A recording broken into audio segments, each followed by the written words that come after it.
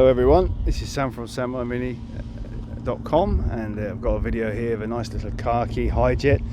These are becoming popular more and more, these Hijets, and this is a standard cab one. It's got the front spotlights in it as well, and aftermarket little wheels. It's also been lifted up 2 inches, you can see the lift in there, so you can put some bigger ATV type wheels on that and it'll make it pretty handy off-road after you've done that.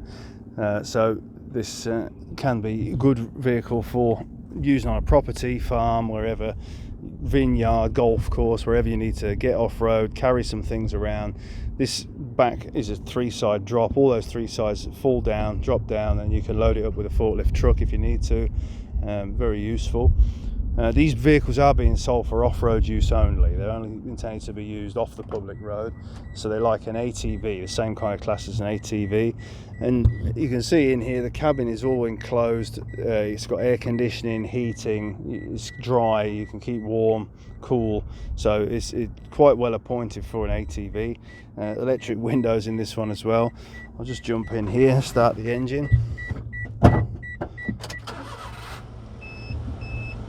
This one's done 29,000 kilometers, which is about 18,000 miles, something like that.